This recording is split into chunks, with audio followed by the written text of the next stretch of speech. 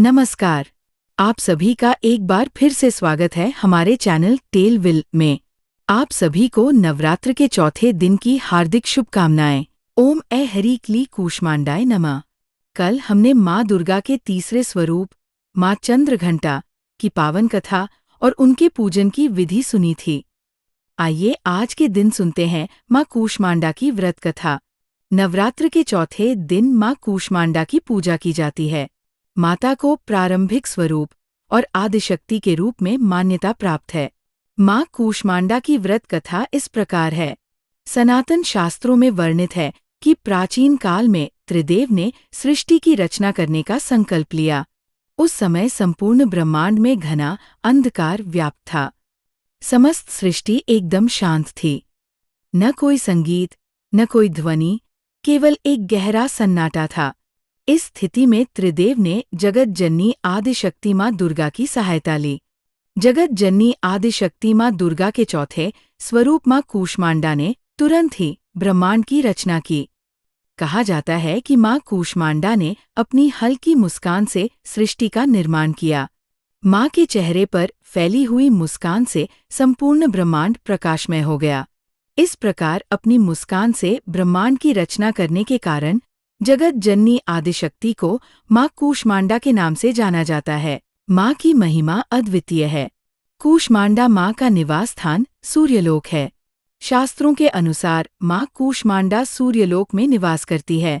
माँ कूष्मांडा के मुखमंडल पर जो तेज है वही सूर्य को प्रकाशवान बनाता है।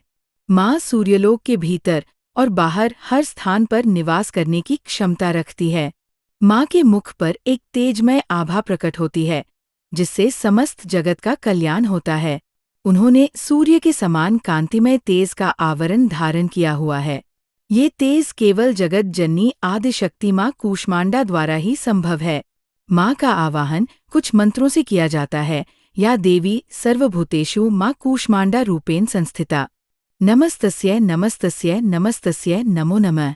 माँ ने अपनी हल्की हंसी द्वारा अंड यानी ब्रह्मांड को उत्पन्न किया था, इसलिए इन्हें कूष्मांडा कहा जाता है। संस्कृत भाषा में कूष्मांडा को कुमड़ा कहते हैं, इसलिए माँ को कुमड़े की बलि दी जाती है। आइए जानते हैं माँ कूष्मांडा के स्वरूप के बारे में। माँ दुर्गा के चौथे स्वरूप माता कूष्मांडा का वाहन सिंह है। माँ कूष्मांडा की 8 भुजाएं होने के कारण इन्हें अष्टभुजा वाली भी कहा जाता है। इनके 7 हाथों में कमंडल, धनुष, बाण, कमल और अमृत से भरा कलश, चक्र और गदा नजर आता है, तो 8वें हाथ में जप की एक माला है।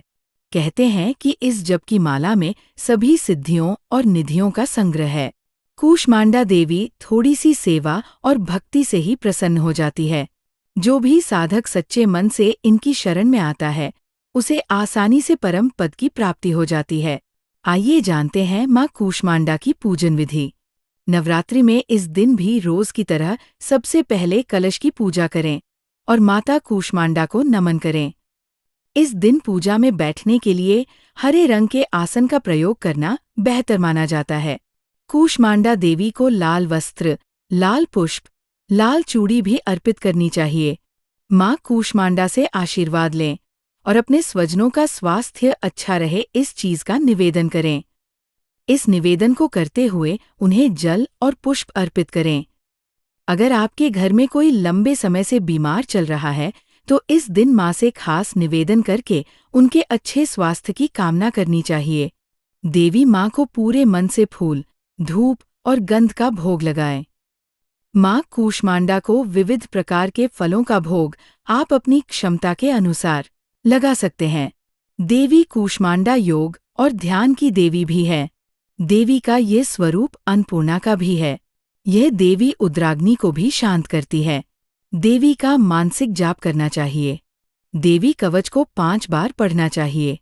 माता कूष्मांडा के दिव्य रूप को मालपुए का भोग लगाकर किसी भी दुर्गा मंदिर में ब्राह्मणों को इसका प्रसाद देना चाहिए। इससे माता की कृपा स्वरूप उनके भक्तों को ज्ञान की प्राप्ति देती है, बुद्धि और कौशल का विकास होता है और इस अपूर्व दान से हर प्रकार का विघ्न भी दूर हो जाता है। तो यह थी माँ कूष्मांडा की व्रत कथा और जानकारी। आपको आज की वीडियो कैसी लगी कमेंट करके ज़रूर बताएं। साथ ही मेरे चैनल टेल विल को सब्सक्राइब करना ना भूलें। और हाँ, कल हम सुनेंगे नवरात्रि के 5वें दिन की देवी माँ स्कंदमाता की दिव्य कथा और उनके पूजन की विधि। तब तक माता कूष्मांडा की कृपा आप सभी पर बनी रहे। जय माँ कूष्मांडा। जय माता दी। धन्यवाद।